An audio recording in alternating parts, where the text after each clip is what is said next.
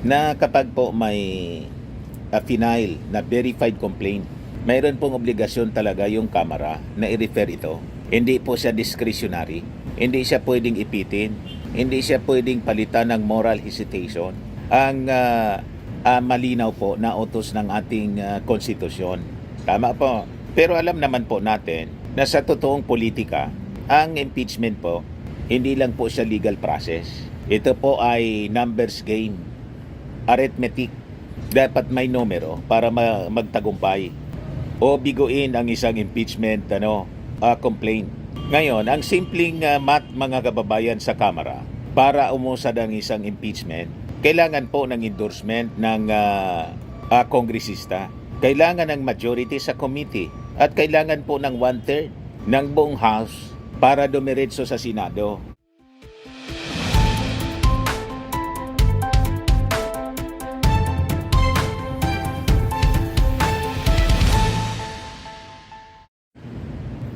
Hello po mga kababayan, si Dante Maravillas. Dito ulit tayo sa napakagandang residence natin, nakikita ninyo. Bagong natin ito, bagong hideout para niya Mr. Maravillas, big time. Mainggit na naman niya Mr. Maravillas niyan yung mga buzzers mo. Inggitin na natin ang todo. Yan, napakaganda po ng paligid ko. Di ba?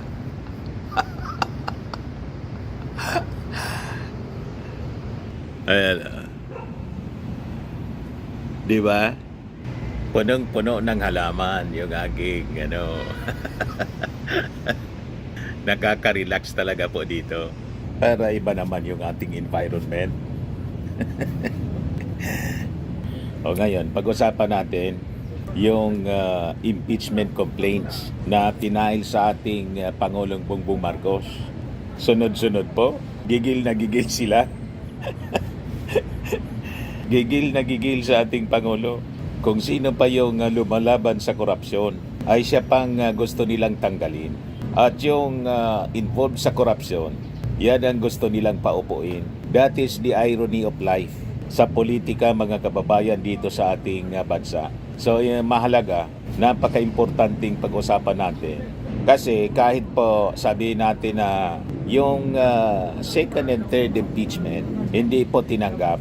Kulang-kulang kasi lalo yung impeachment complaint na final kahapon ng grupo ni Mike Defensor at saka ni Chavit Singson kasama si Topacio. Ang nakakatawa doon mga kababayan, alam naman nila na kailangan ng endorsement ng isang incumbent congressman. It should be endorsed as a requirement. At may mga kaalyado naman silang congressman. Nandyan si Pulong, si Harold Duterte, si Suntay, si Paulo Marcoleta, nandyan si Libiste, si Leandro Libiste. Ni isa sa mga kaalyado nilang congressman, walang nag-endorse. So, malinaw na propaganda lang po. Gusto lang nilang perwisyuhin yung ating Pangulo at i-divert yung attention ng mga mamamayang Pilipino sa tunay na politiko na dapat ma-impeach. Yun po ay si Sara Duterte. Nakita ninyo yung mga strategy nila. So, kailangan pag-usapan natin kasi hindi yan titigil po. Hindi sila titigil. So, nakikita natin mga kababayan, nasa danger zone yung ating Pangulong Bongbong Marcos.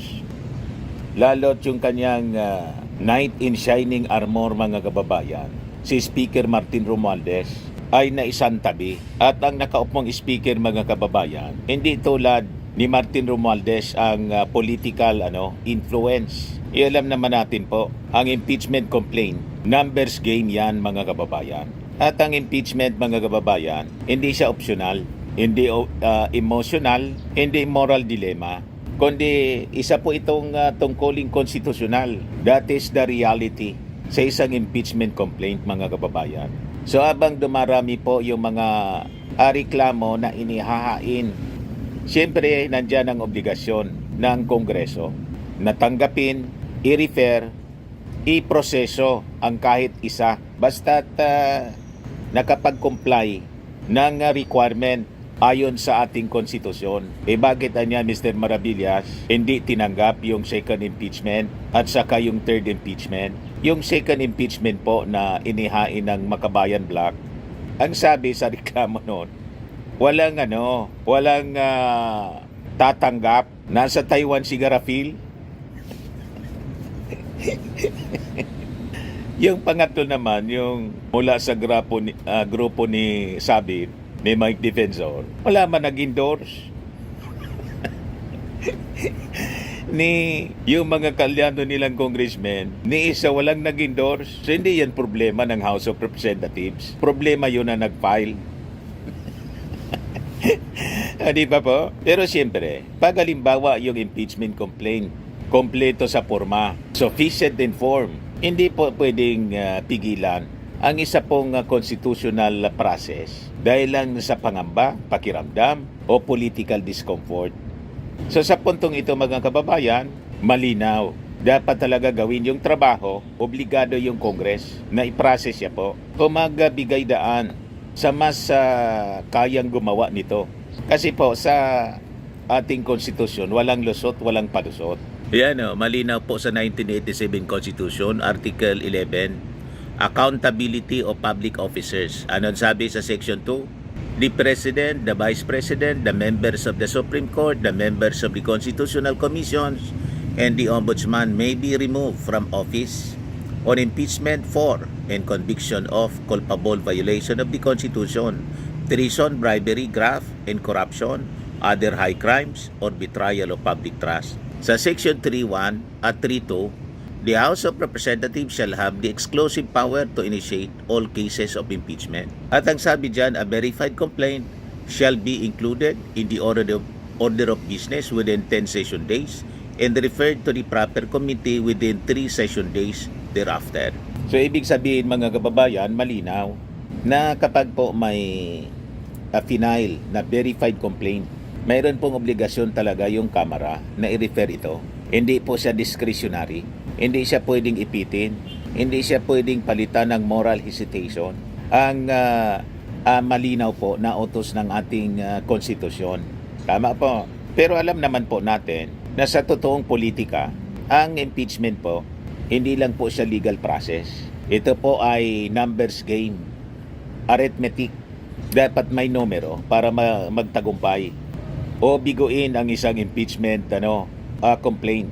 Ngayon, ang simpleng math mga kababayan sa Kamara para umusad ang isang impeachment, kailangan po ng endorsement ng kongresista, kailangan ng majority sa committee, at kailangan po ng 1/3 ng buong House para dumiretso sa Senado. Sa kaso ng third impeachment po, walang endorsement ng isang kongresista. Yung nauna, mayroon pong endorsement yon. Kaya lang, sa tingin ng marami, weak naman po yon. Yung pangalawa, hindi pa po tinatanggap, pero may endorsement yon. So may peligro yon mga kababayan na umusad. Pero pag halimbawa, majority sa mga members as required, 1/3, hindi nakuha po, wala, mababasura po yung impeachment. So importante talaga po ang strong leadership ng Congress. Kaya malinaw po mga kababayan, kahit gaano kaingay ang reklamo, kung kulang po yung numero, patay ito po sa umpisa pa lang. Tama po? So comes now the problem sa 20th Congress. Kulang po kasi sa numero. Halimbawa po sa Partido Federal ng Pilipinas. Yan po ang reality. Ang Partido Federal ng Pilipinas ni Speaker Boji D at ni PBBM ay may humigit kumulang 27 miyembro lamang sa Kamara. So sa laro ng impeachment mga kababayan, ang 27 hindi siya critical mass. Ang 27 po hindi kayang kontrolin ang mga committees. Ang 27 members hindi kayang pigilan ang coordinated moves ng kalaban. So nakita ninyo? Kaya sinasabi natin, peligroso yung impeachment na pinail sa ating Pangulong Bongbong Marcos. Kasi hindi lang po siya legal na proseso, kundi isang political process na kailangan yung numero. Walang enough number po yung partido ni Speaker Boji Adi at ng ating Pangulong Bongbong Marcos. So kailangan po itong pag-isipan ng ating administrasyon. So ito po ay isang structural weakness, hindi personal. So tingnan natin, mga kababayan, what about yung lakas CMD ni Martin Romualdez versus yung Partido Federal ngayon, partido ng ating Pangulo at saka ni Boji D. So ito po yung malinaw. Noong 19th Congress, sa ilalim ni Speaker Martin Romualdez, ang lakas CMD ay lumaki bilang supermajority party. Halos lahat ng dominant blocks ay nakapila sa iisang liderato. Kahit yung Makabayan block ay hindi agresibong anti-government. Bakit po? Neutralize sila ng leadership ni Martin Romualdez, mga kababayan. Tunay na lakas ng ating administrasyon. Tunay na lakas ng ating Pangulong Bongbong Marcos. As a knight in shining armor, si Speaker Martin Romualdez kasi kontrolado niya yung Congress because of his strong influence in leadership, mga kababayan. Yan ang pagkakaiba ngayon. Kaya as a result ng malakas na liderato ni Martin Romualdez, estable yung Kongreso. Kontrolado po yung mga committees. So walang espasyo po sa ganitong uri ng mga impeachment na tinatarget, mga kababayan, mismo yung ating Pangulong Bongbong Marcos imbes na si Sara Duterte. Nakita ninyo, mga kababayan, na-embolden po yung mga anti-Marcos. Kaya tingnan ninyo, pinaulanan ng impeachment case yung ating Pangulo. Sunod-sunod, in just 1 week, 3 na impeachment case ang final sa ating Pangulo. Ayan ang sitwasyon natin ngayon sa 28th Congress. Kasi po, that is the reality. Minority po kasi ang partido. Kaya naglalaro sila ngayon ng todo. Minority yung partido ni Speaker Boji D. Fragmented po ang alliances.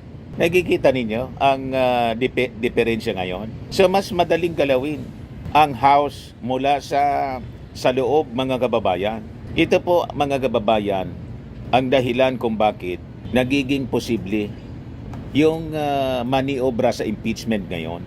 So ito na ngayon ang signal, yung galawan po ni Mike Defensor. Dapat makilala natin ang background ni Mike Defensor, mga kababayan. So bakit mahalaga po si Mike Defensor? Hindi po random ang pagpasok niya. Ang pagpasok ni Mike Defensor, mga kababayan, na nakita natin kahapon, siya mismo yung nagsasalita Hindi si Chavit or si Jing Paras. Si Mike Defensor talaga yung nagsasalita. Or si Topacio. So ang presensya, mga kababayan, ni Mike Defensor sa filing ng impeachment laban sa ating Pangulong Bongbong Marcos ay hindi po aksidente. Bakit niya, Mr. Maravillas? Ano yung nakikita mo? Ito yung facts na gusto kong i-share po sa inyo, mga kababayan. Siya po kasi kilalang inner circle ni The Little Girl. Yung leader ng bandang The Platters ni Elo Garcia. Dating Pangulong Gloria Macapagal Arroyo. Ito po si Mike Defensor, malalim po ang koneksyon sa lakas CMD. Sanay ito po na taong ito sa institutional power plays, hindi po sa street politics. Nakita ninyo, bigla na lang lumitaw po. So kahit iba ang complaint nila sa Makabayan, hindi po dapat ito baliwalain, mga kababayan. Dahil ito po ay isang indication na gumagalaw po ang Arroyo Duterte Network. Di ba malinaw po? Mike Defensor, Chavit Singson, Topacio. Kitang-kita, mga kababayan, kung sino yung mga taong ito, ano yung koneksyon nila, ano yung alyansa nila, mga kababayan. So ito po yung context na delikado na dapat tingnan ng Marcos administration. Nung speaker po si Martin Romualdez sa 19th Congress, solid po ang lakas CMD sa likod ng ating Pangulo. Sarado ang pinto sa destabilization. Nang mawala po si Martin sa speakership, nagkaroon na ngayon ng espasyo ang Arroyo Duterte aligned operators. Nakita na ninyo, mga kababayan? So mas madaling maghanap ng numbers. Alam naman po ninyo ang ibang mga members ng Congress kung saan sila magkikinabang. Lalo yung mga iba dyan, mga kababayan, sangkot din sa flood control scandal at ng labanan ng ating Pangulo ang korupsyon sa DPWH. I-expose po yung ibang mga congressmen na pumapalakpak, pakitang tao lang po. Pero masakit yung loob nila kasi ang gatasan nila yung pondo ng gobyerno. O, di ba po, mga kababayan? So, nakikita natin yung panganib. So, ngayon po, mas madaling maghanap ng numbers, mas madaling mag-file, mag-test at mag-pressure. So, ito yung nakikita nating panganib. Hindi yung reklamo mismo, kundi yung math, mga kababayan na nasa likod nito. Numbers game po ang impeachment para magtagumpay. So, bakit delikado po ito kay President Bongbong Marcos? Kasi po yung impeachment, kahit hindi po magtagumpay, naubos po yung political capital, napupunta lang po sa depensa, naistorbo po ang ating administrasyon, napupunta lang po sa depensa, imbes nakapokus sa trabaho, nasisira po ang momentum ng governance agenda. At saka po, kung kulang sa numero ang House leadership, mas lalo pong mahirap na pigilan yung escalation. Mahirap kontrolin ang narrative. Mahirap ding in-neutralize yung mga operator sa loob. Yung mga naglalaro po ng mga politiko. Marami pong balingbing. Normal sa politika yung maging balingbing. Lalo pag naiipit na yung hanap buhay. Di ba po?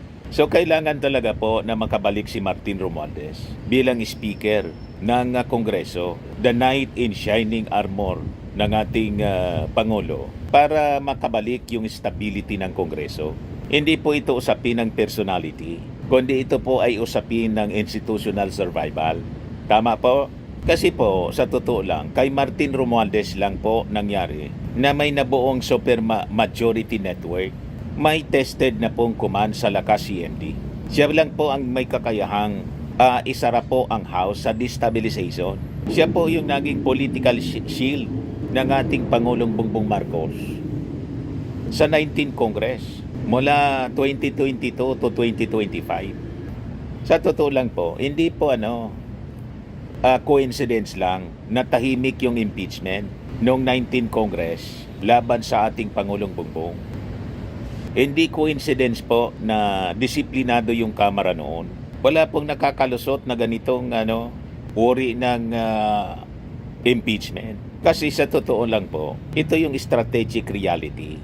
Sa politika kasi mga kababayan, hindi po sapat yung intensyon.